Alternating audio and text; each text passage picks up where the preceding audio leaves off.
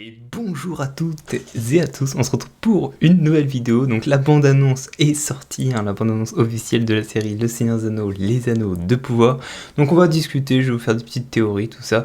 Mais avant de commencer, si vous n'avez pas vu la vidéo sur le dernier teaser, nous avons fait un gros live avec tout le monde. Il y avait Boulia, il y avait Caletorn, il y avait Tolkien en bref, il y avait Vardamir, et ça c'est disponible sur la chaîne de Gaëtan, donc je mettrai le lien en description. Et du coup là c'est parti, on va passer à l'analyse de la bande-annonce. Donc déjà la bande-annonce dure 2 minutes et 59 secondes, donc c'est quand même pas mal, on arrive quasiment aux 3 minutes. Donc on commence par... Donc là on peut voir Galadriel qui repose des casques sur une empilade, mais on peut surtout voir qu'au fond, ça va peut-être représenter la 4e des grandes batailles du Silmarillion, donc la bataille de la flamme subite. Donc pour la petite situation, c'est puis soudain Morgoth envoya de grandes rivières de feu qui surgirent du Tangorotrim, donc en gros c'est les grosses montagnes derrière Angband. Donc en gros sa cité, voilà, pour ceux qui connaissent pas forcément. Et en gros ça a complètement dévasté toute la plaine. Et ça a brûlé quasiment tout le monde, donc est-ce que ça fait référence à ça? Je ne sais pas. En tout cas, ils sont allés très très loin, je trouve, dans le détail de l'image. Ensuite, on nous parle de paix, on voit que Galadriel on va lui poser la couronne par Gil-galad, pour dire, voilà, c'est la paix, tout va bien, fini les guerres, quoi. Fini les guerres, donc on est après, on est au second âge, je pense. Là, on est au second âge. La première image, je pense qu'on est au premier âge, ça c'est sûr. Mais ensuite, je pense qu'on est au premier âge. En fait, quand elle dit, quand la bataille est pensée être derrière elle, c'est sûrement pour dire, on pensait avoir vaincu Morgoth, on pensait que le mal avait été détruit et qu'on n'avait pas fait tout ça pour rien. Mais malheureusement, le mal revient et renaît. Ensuite, Gil-galad dit que la paix se profile, donc il met la couronne à Galadriel, tout va bien, on est dans un monde meilleur. Et là, on reconnaît la petite musique. Alors, j'avais pas encore écouté avec la musique, parce que du coup, je reviens de vacances au Croatie. Et la musique rappelle énormément celle de l'Othlorien. Même si là, on n'est pas en Lothlórien, je pense qu'on est au Lindon. Mais on retrouve l'image du banquet. Alors, et là, elle nous fait un petit flashback. Nos joies, on pensait être toujours joyeux parce que effectivement les elfes autrefois vivaient une partie vivait en Terre du Milieu, une autre partie vivait à Valinor, et quand il y avait les deux arbres qu'on peut voir sur la première image qui avait été présentée par la série, et la lumière en fait était toujours présente, il faisait toujours jour, et c'était un monde merveilleux où tout allait bien jusqu'à leur destruction. Du coup là on peut voir quelques enfants courir, donc là je pense qu'on est à Valinor. Ensuite on a une petite image, alors je vois pas trop qu'est-ce que ça pourrait représenter, je vois des bateaux, on nous parle de la lumière qui pense ne jamais s'éteindre, mais finalement va s'éteindre. Bon, on retrouve encore notre cher Hobbit qui nous dit « Le ciel est étrange », avec le retour de la comète, donc ça c'est pas nouveau, ça n'a pas changé. Donc on a une toute petite image, donc le Meneltarma, c'est le point le plus culminant de l'île de Númenor, voilà, juste pour faire simple. Ensuite on a une image, du coup, avec Galadriel et Myriel. Bon, du coup, là, on voit Galadriel qui parle avec Tarmiriel et qui va avoir des visions, mais juste pour préciser, du coup, les Silmarils, c'est des pierres de vision, comme on a pu voir dans le Seigneur des Anneaux. Il y en a en tout 7. Alors, il y en a peut-être eu avant plus, mais là, en tout cas, sur Númenor, normalement, il y en a 7. Et elles ont été forgées, du coup, par Fëanor. Donc là, Galadriel, fille de Finarfin, et elle parle d'un moment tant redouté, on voit des batailles, elle voit des visions, alors est-ce que c'est des visions d'avant, d'après, pendant, on retrouve l'image avec sûrement son frère Finrod qui meurt, on retrouve sûrement les elfes qui ont été tués lors de l'Aqualande, donc là où il y a les fils de Fëanor qui ont massacré des elfes. On retrouve Galadriel qui enterre son frère, donc je pense que du coup il est mort, elle a l'air très très triste. Donc ensuite, petite vision sur l'arbre de Númenor qui s'appelle Nimloth, voilà. Donc très magnifique, très beau, il est magnifique, il est de toute splendeur. Donc c'était bien les pétales de cet arbre blanc qui tombait sur Tarmiriel dans les rues de la ville. Alors, on l'entend dire, on revoit un plan hein, de dessus avec Tarmiriel qui dit que le mal ne dort jamais parce que voilà, hein, le mal est toujours présent malheureusement. Donc, est-ce que les feuilles tombent pour dire que le mal arrive? Je pense que oui. Et là, on peut avoir une petite image de trois personnages avec un mec qui a une espèce de sceptre. Alors pour moi ça c'est le culte de Melkor, donc en gros à Númenor ils vont se diviser un peu en deux, donc il y a les fidèles qui ont en gros leur dieu c'est les Valar, et il y a du coup les méchants hein, qui vont vouer un culte à Melkor malheureusement. Et là beaucoup ont dit que c'était Sauron, mais je pense pas que ça sera Sauron, hein. On va voir dans quelques images juste après. Le personnage là, tout le monde pense que c'est Sauron, mais je pense pas qu'ils aient montré Sauron à ce moment-là. Alors moi aussi, hein, je pensais au début que c'était Sauron, mais il y a des gros doutes. Donc il semblerait que Sauron nous ait déjà trompé, du coup c'est ça ce que j'avais mis sur Twitter, n'hésitez pas à me rejoindre. La personne encapuchonnée, donc on peut voir plusieurs moments dans la bande-annonce. Donc c'est en fait joué par l'actrice Bridie Simon, et c'est très probablement un membre du culte de Melkor. Tout ça pour, en gros, nous dire que Sauron sera sûrement dévoilé pendant la saison 1, mais on ne sait pas à quel moment. Donc ensuite, on voit une espèce de carrure énorme en armure qui s'ouvre sur une porte, mais c'est vraiment pendant une petite frame. Alors, je sais pas trop qui ça pourrait être. Alors, est-ce que c'est des nains? Parce que juste après, du coup, on revoit la scène avec Elrond qui rentre dans Khazad-dûm, qui est quand même vraiment magnifique, hein, on va pas se le cacher. On a dans les profondeurs, la pénombre peut tous nous engloutir dans la montagne. Donc là, nous avons du coup le père de Durin, Durin 4 je crois, avec Durin 3 qui discute à propos d'un mal qui sommeillerait en profondeur. Alors est-ce que ça fait référence au Balrog? Est-ce que... Je sais pas, parce que... je vais pas vous dire maintenant, enfin si, je vais peut-être vous le dire maintenant, mais à la fin de la bande-annonce, on voit un Balrog. Alors est-ce que c'est un Balrog qui fait référence? Je sais pas. Je suis mitigé parce que je suis en mode... S'ils mettent le Balrog à ce moment-là, c'est bizarre. Parce que normalement, le Balrog est censé se réveiller, il me semble, au 3e âge. Le truc, c'est que les Balrogs, il y en a bien au 1er âge. Après, on n'en entend plus trop parler, donc on sait pas trop. Donc là, c'est en gros, il y a 2 possibilités pour le Balrog. Soit il creuse trop profondément et du coup, il va y avoir une intrigue avec le mithril qu'ils vont récolter, et du coup, il se passe pas mal de choses avec le Balrog en profondeur. Je doute que ça soit ça, peut-être, mais normalement ça devrait pas être à ce moment-là dans l'histoire. Et la deuxième hypothèse, qui est quand même la plus fort probable, même si le Balrog ressemble beaucoup à celui de la communauté de l'anneau, hein, vous allez pouvoir différencier 2 screens là, je vous mettrai. Mais normalement, c'est un Balrog qui voilà, se bat durant les batailles du 1er âge, tout simplement. Du coup, voilà, les nains ont l'air perplexes. On voit ensuite Galadriel qui ouvre l'œil. Qui est plein de cendres, hein, donc il s'est passé quelque chose, hein, ça c'est sûr. Elle s'est battue, il y a eu le feu, il y a eu une explosion, plein de choses, elle est en armure, donc je pense que c'est au second âge, hein, il doit y avoir une bataille dans un port, ou dans un truc, ou dans un village qui se fait attaquer, et tout le monde se fait défoncer, il y a une explosion par-ci, une explosion par-là, je ne sais pas. En tout cas, un duel avec Galadriel, c'est sûr. Donc elle dit ensuite, notre ennemi a bien des noms. Alors, donc pour moi elle fait référence soit à Melkor, soit à Sauron. Mais je pense que c'est plus Sauron, parce que Sauron a énormément de noms, hein.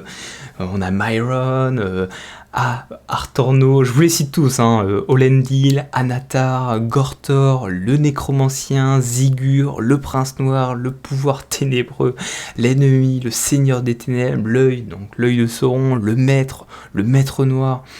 Il a plein d'autres noms, hein, donc elle fait sûrement référence à notre cher Sauron qui sera indiqué, hein. On a bien un moment un monsieur qui va en parler, hein. Je vais juste avancer un peu dans la vidéo. Donc là on a une petite image aussi, juste avant de passer à la prochaine partie. On a une image avec une espèce de citadelle, hein, une forteresse je dirais, même. On dirait, alors il y a plusieurs positions. Bon, on dirait des Dol Guldur.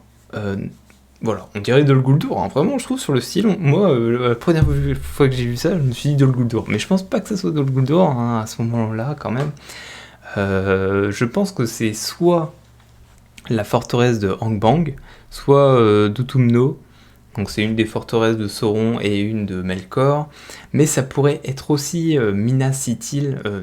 Mais il y en a beaucoup qui disent que ça pourrait être l'île des loups-garous, parce que effectivement Sauron, si vous le saviez pas, c'est un sorcier un peu, hein, il fait beaucoup de sorcellerie. Il s'est déjà transformé en troll, en serpent, en loup-garou. Du coup, il a eu son œil de Sauron, en nécromancien, enfin, il est très très puissant quand même, hein, et du coup, durant le premier âge, il va conquérir une espèce d'île, donc qui va être nommée l'île des loups-garous, qui s'appelle Tol Hin Gorhot. Et il se passe des petits trucs là-dedans, hein, je vais pas vous raconter ce qui se passe, mais pour ça, je vous invite à lire le Silmarillion. Et du coup, peut-être que c'est ça. Alors, pourquoi dans l'intrigue, je vois pas qu'est-ce que ça pourrait apporter. Mais c'est peut-être dans les flashbacks, hein, des références, hein, je vois qu'il y a beaucoup de références, donc ça fait plaisir. Hein, on peut dire tout ce qu'on veut, mais je trouve que pour le moment, il traite quand même pas mal des choses importantes des intrigues, mais l'intrigue a l'air très très très très très compliquée à discerner, parce que on nous parle, c'est au second âge, mais on voit pas mal de choses du premier âge, même si c'est dans un flashback, hein, je pense que ça va être dans le prologue, hein, on va y avoir un long prologue, comme celui du Seigneur des Anneaux, qui va raconter plein de choses, il va y avoir plein d'images, plein de références, tout ça. Les gens vont être en mode qu'est-ce qui se passe. Mais voilà, je pense que ça sera dans le prologue. Alors ensuite, très intéressant, on voit du coup l'espèce de forme d'épée. Hein. Alors l'épée, on sait toujours pas exactement ce que c'est. On voit un personnage qui est de dos, qui regarde une espèce d'épée. Alors est-ce que c'est le personnage du coup de la météorite? Ça, je ne sais pas. Juste après, on a un vieux. Pareil, on sait pas qui c'est qui va attraper du coup le jeune garçon qui va dire « T'as entendu parler de lui là? Est-ce que t'as entendu parler de l'histoire de Sauron? Un grand méchant. » Du coup, le gamin il est en mode « Mais qu'est-ce que tu me veux? Pourquoi tu me parles ?» Du coup, je pense que c'est dans sa jeunesse, hein, on a dû lui parler de Sauron. Il demande s'il connaît le nom de Sauron. Et il a très très peur, et là directement on change de scène en mode on change de scène et bizarrement on change aussi de vision et c'est pas le même personnage. Je crois que c'est sa sœur.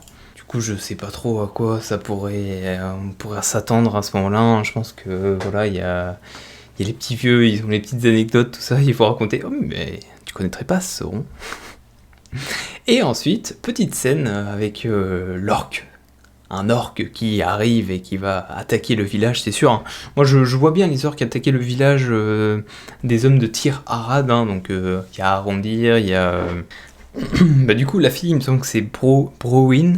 Du coup, le garçon, c'est Théo. Donc là, on voit l'orque avec ses grosses griffes. Hein, c'est vraiment stylé et tout. Donc, découvre la légende, voilà. Donc, la légende de l'épée, la fameuse épée. Alors, qu'est-ce que c'est comme épée? Alors, est-ce que c'est l'épée dans Thorin-Thorimba, là, la fameuse épée, hein, l'épée terrible, l'épée maudite, hein, je ne sais pas. Est-ce que c'est une lame de Morgul? Est-ce que c'est... ça peut être pas mal d'épées, hein, même si ça peut être aussi une épée inventée. En tout cas, elle est en train de se régénérer devant Théo. Théo qui l'attrape dans ses mains. Alors, est-ce que la main qui prend l'épée est la même que celle de Théo? Ça, je ne sais pas. Peut-être que c'est un autre personnage encore. Donc là, ensuite, on entend Galadriel qui dit « Si le mal est là, il faut le détruire avant qu'il nous détruise. » Et va commencer, du coup, je pense, à chercher et découvrir des preuves, tomber, du coup, sur le troll qui va les attaquer, elle et sa petite compagnie à travers les montagnes, hein, comme on a pu voir dans les anciens teasers. Donc des petites scènes de bataille évidemment. Ensuite, on arrive à un moment où le bateau va complètement exploser. Alors là, où sommes-nous? Est-ce qu'on est à Tir Arad? Est-ce qu'on est à Númenor? Est-ce qu'on est autre part? Je ne sais pas. Le style des hommes... Je sais pas, on dirait qu'ils ont des armures un peu de style Númenor, même si... ça ressemble beaucoup à Númenor. Hein. La tour à gauche ressemble beaucoup au style Númenor. Je sais pas, ça paraît très bizarre que le bateau explose à Númenor, mais peut-être que c'est le culte de Melkor qui décide de saboter les bateaux des personnes qui essayent de fuir l'île parce qu'ils ne veulent pas être en accord avec le culte de Melkor. J'en ai aucune idée. On retrouve du coup Browin et Théo qui s'enlacent pour dire trouver la lumière pour jamais que l'ombre te trouvera. Ensuite on trouve les orques qui sont cachés de la lumière, car évidemment l'obscurité, ils préfèrent l'obscurité tout simplement. Ensuite on retrouve Halbrand, évidemment à Númenor, avec les boucliers des soldats trop stylés, hein. Je les aime énormément, hein. Le décor, il y a les bougies derrière, alors les bougies peut-être peut-être que c'est genre l'église là-bas, hein. Je sais pas du tout, la mosquée, tout, n'importe quoi, enfin le lieu de culte en gros d'Halbrand. On peut ensuite entendre Browin qui dit ensemble nous pouvons gagner, hein, parce que il y a sûrement du coup imaginons il y a du coup le petit village qui va se faire attaquer par les orques, mais du coup ils sont au courant parce que la tour qui servait d'observation, bah, du coup elle a été attaquée. On va voir du coup arrondir juste après, un peu plus loin dans le teaser, qui va se faire attaquer et tout ça et qui va se replier au village, et Browin qui va dire à tout le monde il faut se battre, et là il y a tout le monde qui va se battre pour tenter de tuer les orques, et peut-être que la cavalerie va arriver avec je sais pas du tout, hein, je ne sais pas du tout à quoi m'attendre. On retrouve ensuite sûrement le serment de Féanor. Moi je pense que c'est ça. Je pense que c'est ça. Hein. Je vois pas 36 000 possibilités. Ça serait tellement stylé. En tout cas. Galadriel qui dit combattez avec moi, qui monte sur un bateau avec du coup l'armée de Númenor. On voit Arondir qui commence à faire des petites cascades. On voit ensuite Tarmiriel qui se balade. Alors elle a une magnifique... des espèces d'écailles là, je sais pas comment on pourrait définir ça, hein. Elle est en train de se balader avec, alors est-ce que c'est un bébé, est-ce que c'est un drap, est-ce que c'est une offrande, j'arrive pas trop à savoir qu'est-ce que c'est. On retrouve ensuite les nains, hein, les nains, les naines, tout ça. Donc les naines n'ont pas l'air d'avoir de barbe, donc le parti est pris pour que les femmes n'aient pas de barbe mais que les hommes en aient. Donc je pense que pour le coup on différencie bien les hommes des femmes. Alors juste pour information, Tolkien au départ avait dit effectivement les nains, on n'arrivait pas à faire la différence entre elfes et nains. Il y a plusieurs citations dans le Seigneur des Anneaux, dans le Hobbit, tout ça. Mais à la fin de sa vie, il a dit que c'était que... Enfin, il n'a pas dit que les nains qui avaient des barbes, il a juste dit au masculin que les nains avaient des barbes, mais il ne parlait pas vraiment des femmes. Donc on va dire que c'est une libre interprétation. Alors est-ce qu'ils vont rajouter des barbes plus tard, je ne sais pas. Ils vont sûrement nous expliquer pourquoi. En tout cas, ils sont en train de chanter pour la mort de ce Quinquin, je suppose, hein. Ça ressemble beaucoup à un rituel. On retrouve ensuite notre cher Durin qui montre un saphir, un cristaux, du mithril, j'imagine, pour prouver la richesse de Khazad-dûm. On retrouve ensuite Arondir, et la petite charge de cavalerie qui est plutôt stylée, hein. Donc voilà, charge de cavalerie, référence au chant de Pelennor, référence à la charge au gouffre de Helm. Ça fait plaisir de voir de la cavalerie tout simplement. Moi je trouve ça stylé, mais où sont-ils ? Ça c'est une bonne question, hein. Où ont-ils atterri ? Alors je vois qu'il y a la mer derrière, enfin une espèce de rivière, on a des montagnes. C'est difficile de situer comme ça où il pourrait être. J'imagine en Eriador, même si je sais pas. J'ai pas d'idée. On voit les orques qui se baladent à l'obscurité, hein. Évidemment ils se baladent la nuit, hein. C'est logique, c'est des orques. Là, ensuite, petite scène très sympathique. Alors, évidemment, dans les histoires des navigateurs en Terre du Milieu, on nous apprend qu'il y a des créatures sauvages dans les mers. Effectivement, dans les poèmes de Tom Bombadil, on nous parle du Fastitocalon. Donc c'est en gros une grosse tortue qui est immense, mais là ça peut être une tortue. Hein, on dirait plus un gros poisson, une grosse créature, en tout cas qui va détruire le bateau où Galadriel est, qui va nager, qui va retrouver Halbrand, qui va être sauvé. Hein, on a vu quelques photos, je pense que ça va se passer comme ça. Et du coup c'est comme ça qu'elle va arriver à Númenor. Moi je le vois comme ça, et pas autre... Enfin je sais pas, pour moi c'est comme ça, dites-moi ce que vous en pensez. Il ne peut y avoir de confiance entre 3 marteaux et une pierre. Petite citation, évidemment les nains. Alors les nains, ils ont dit que les nains seront pas pris... en termes comiques, hein, pas comme dans le Hobbit, mais plus vraiment dans un ton sérieux, plus sérieux que le Seigneur des Anneaux encore avec Gimli. Alors Gimli était tout seul, donc il y avait le côté sérieux et le côté comique, mais là ils ont dit qu'ils allaient vraiment mettre en avant le côté sérieux des nains de Khazad-dûm, de la renommée du peuple de Durin. On voit l'armée du coup de Tar Myriel à Númenor. Númenor qui reste vraiment stylé, hein. Dorin pareil, hein, on le voit avec sa cape, on voit le soldat en armure avec même l'armure pour la barbe, on voit des nains derrière, il y a beaucoup de détails, hein, j'aime beaucoup. Et on retrouve donc l'étranger, hein, le personnage, on ne sait pas trop qui c'est. Ensuite on voit évidemment les cascades d'Arondir, Arondir qui est enchaîné, qui va se battre avec du coup un orc, hein. Il y a là d'avoir plusieurs orques, on a vu des wargs aussi dans une autre petite bande-annonce. Je pense qu'il va perdre pas mal d'hommes. On retrouve du coup l'orc grave stylé en fond, hein, juste derrière, hein, qui regarde Arondir en train de tomber avec sa main comme ça là. Non, pourquoi? Et ensuite une grosse explosion. Alors est-ce que c'est à Tir Arad? J'imagine. En tout cas, tout le monde était en train de manger, et là, grosse explosion, on voit Arondir, mais on voit aussi, je crois qu'on voit Tar Myriel, hein, attendez, pas Tar Myriel, et du coup, sa garde personnelle qui est juste à côté. Donc, on voit aussi des soldats à droite qui ont l'air, c'est ceux du coup, de Númenor. Donc, attendez, si on récapitule, on aurait sûrement, du coup, une attaque des orques, voilà, l'espèce de défense où tout ira bien, tout le monde aura survécu, et l'arrivée du coup de Galadriel, Tar Myriel, de toute l'armée pour endiguer la menace, et là il y a une nouvelle menace qui arrive et qui va détruire tout le monde, avec du coup Galadriel qui va fermer les yeux et le village qui va complètement brûler. En vrai de vrai, ça peut vraiment être ça, hein. Ça peut vraiment être les 20 premières minutes de la série, en mode, voilà, on nous montre quelques peuples, on voit le village et tout, et là, bam, village attaqué, village détruit, explosion, tous les personnages qui se rassemblent un peu, on repart directement à Númenor après pour expliquer, voilà, qu'est-ce qui se passe et tout. Quoique, il y a beaucoup d'intrigues en même temps, donc je sais pas, c'est que des suppositions. Et ensuite, on voit un personnage qui souffle, qui fait une espèce de soufflette. Alors, qui est ce personnage ?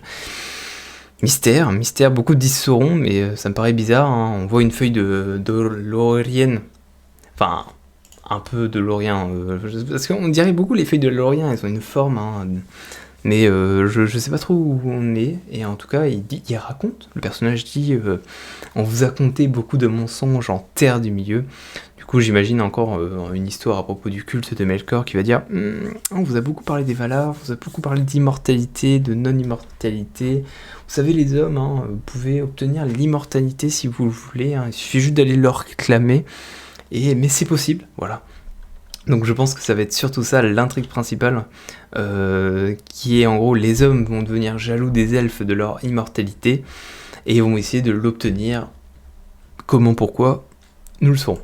Et ensuite, dernière image, nous voyons Arondir qui a l'air exténué, hein, avec sa petite épée et sa petite lame, et qui va se faire attraper, hein, un peu comme dans le Hobbit, hein, avec Fili et Kili qui sont dans les ruines à côté d'Erebor, et qui vont se faire enlever. Donc là, ça se termine sur ça, mais il y a juste une dernière image avec le Balrog qui est vraiment stylé, ma foi. Donc le Balrog qui nous fait un petit écho évidemment à la communauté de l'anneau, hein. Je pense que c'est pour ça qu'ils l'ont mis à la fin, mais il est vraiment stylé. Donc moi personnellement, je trouve que la bande-annonce est bien. Peut-être que ça manque d'épicness pour que les gens soient vraiment hype. Je pense qu'il va y en avoir de l'épicness, mais pour le moment ça se ressent pas à 100%, je trouve. Il y a aussi les dialogues que j'attends, voir comment ils vont assembler toute cette intrigue, parce que là on dirait que ça part un peu dans tous les sens, même si on dirait que ça se rassemble beaucoup. Et du coup je vais en profiter pour répondre un peu juste pour terminer cette vidéo. Je vais juste vous dire les questions-réponses qui ont été faites durant le récap.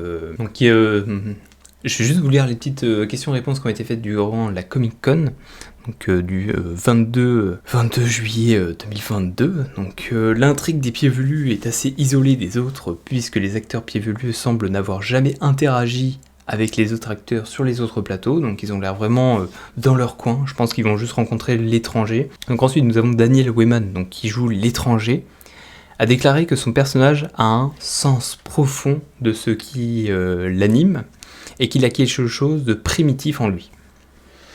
À savoir qui c'est, hein, parce que du coup, je pense que c'est Passeron, je pense peut-être que c'est un mage bleu, peut-être que c'est Tom Bombadil, je ne sais pas, en tout cas, il semble avoir très peu de répliques, hein, donc il va pas beaucoup parler, mais qu'il y a des scènes riches en émotions. Voilà, peut-être l'arrivée va être assez émouvante et impressionnante surtout. Donc les Pieds-Velus ont des trous de hobbits mobiles qu'ils transportent sur des charrettes dans leur migration. Donc des lapins géants ont été importés d'Europe de sorte que les Pieds-Velus paraissent plus petits. De plus, ils semblent raffoler des murs. Voilà, petites informations sur les Pieds-Velus. Donc Markella Kavanagh décrit son personnage, donc Nori, une des Pieds-Velus, comme une Pieds-Velue curieuse, aimante et qui n'hésite pas à prendre des risques. Tandis que Poppy, la meilleure amie de Nori, jouée par Megan Richard, essaie de la contenir un peu, même si elle est souvent entraînée dans ses aventures. Donc là, on va être sur des hobbits, je pense, qui vont être curieux du monde extérieur, qui vont essayer d'aller découvrir des choses, mais évidemment, il va y avoir des dangers. Alors, pas des dangers, je pense, auxquels on va s'attendre. Hein. Je pense pas qu'il y aura des orques, mais peut-être...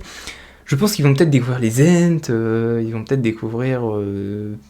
allez, Tom Bombadil, comme ça, enfin, des petits trucs comme ça, cachés dans l'univers, qui vont apporter des réponses.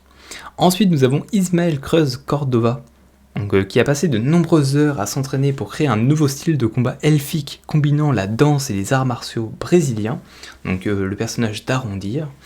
Donc hâte de voir ça, ça a l'air vraiment stylé en tout cas à voir à l'écran. Des experts de Tolkien étaient présents sur le tournage, ce qui a parfois donné lieu à des débats entre les acteurs et le lore. Les acteurs ont des voix qui font ressortir leur expérience théâtrale, ils savent comment utiliser leur voix et ils ont mis beaucoup de soin à prononcer les mots et la langue de Tolkien. Certains acteurs sont très au fait du lore et attachés aux œuvres du professeur comme Robert Aramayo, Charles Edwards, Lloyd Owen, Tristan Gravel, Sarah Zangobani et Mordin Clark. Donc Mordin Clark qui joue par exemple Galadriel. Les autres je sais pas exactement qui joue quoi, je crois que Charles Edwards il joue du coup Celebrimbor. Les autres je sais plus exactement. Ensuite on a Tristan Gravel qui joue Ar-Pharazôn et Lloyd Owen, Elendil, qui ont expliqué en détail avec connaissance qui sont les Núménoriens, la division entre les fidèles et les hommes du roi. Owen a souligné la relation compliquée entre Elendil et son fils Isildur. Enfin, Ar-Pharazôn est le conseiller de Myriel, mais aussi le chef des guildes et un homme du roi. Son fils, Kemen, est clairement privilégié et n'a jamais eu à se battre pour avoir ce qu'il désirait. Donc je pense que c'est celui qui ressemble un peu à un dirigeant romain, là. Je vous mettrai peut-être une photo, je pense que c'est lui. Pas sûr, mais je suppose que c'est lui. Il est un peu source de déception pour Ar-Pharazôn, lui qui se soucie tant de son héritage. Donc la plupart des acteurs numénoriens et elfes ont dû prendre des cours de calligraphie avec Daniel Rêve, donc un artiste qui a travaillé sur la trilogie de Peter Jackson. Comme son personnage est une architecte, Emma Horvat est arienne, et non du coup... C'était qui le personnage là-bas? C'était Karine, ils avaient dit Karine, mais du coup c'est Éarienne, ou Éarien, je sais plus exactement comment ça se prononce, a dû passer 3 heures par semaine avec Daniel Rêve pour apprendre à écrire et à dessiner. Apparemment, Daniel Rêve a également inventé un tout nouvel alphabet pour Númenor, donc le nommé l'Adonaeke, qui est du coup la langue de Númenor. Donc ils ont inventé un alphabet, ils ont travaillé la calligraphie et du coup l'expression théâtrale et aussi l'expression pour parler, pour avoir les bonnes prononciations avec les experts. Donc c'est quand même très intéressant à ce niveau-là qu'ils mettent l'accent sur tout ça. Il y a aussi une dernière information que j'aimerais insister dessus, c'est que du coup Bear McCreary composera du coup la musique de la série, tandis que Howard Shore reviendra pour le thème principal de la série. Et du coup, il a dit, notre cher Bear McCreary, que lorsque j'ai entrepris de composer la partition de cette série, je me suis efforcé d'honorer l'héritage musical d'Howard Shore, a déclaré du coup McCreary. Quand j'ai entendu son titre principal majestueux, j'ai été frappé par la parfaite harmonie entre son thème et ma partition originale. Bien que conçue séparément, je suis ravi que le public se joigne à nous dans ce nouveau voyage musical vers la Terre du Milieu. Donc ce compositeur, il est connu pour avoir travaillé sur The Walking Dead, sur Snowpiercer, sur Outlanders et Black Sails, et aussi très important, God of War. Donc je pense qu'on peut s'attendre à vraiment du lourd. Il y a eu 2 musiques qui ont été partagées, et je crois qu'il y en a eu une nouvelle qui a été partagée durant du coup la Comic Con. Je vous mettrai aussi les liens en commentaire des 2 vidéos. Donc là je pense qu'on a fait le tour des dernières news en termes d'actualité et du coup par rapport au teaser. Peut-être la dernière information, c'est que du coup on a un des petits-fils de J.R.R. Tolkien qui est devenu consultant sur la série, donc Simon Tolkien. Et bah écoutez, moi dans l'ensemble ce teaser, cette bande-annonce me hype, hein. Je sais qu'il y a encore beaucoup de gens qui sont pas encore dedans et qui s'efforcent de dire que c'est pas ouf, mais moi j'aime beaucoup ça, et j'ai hâte de découvrir ça du coup le 2 septembre. Donc on se retrouve pour une prochaine vidéo sur la série ou sur des actualités. Je vous dis au revoir et abonnez-vous.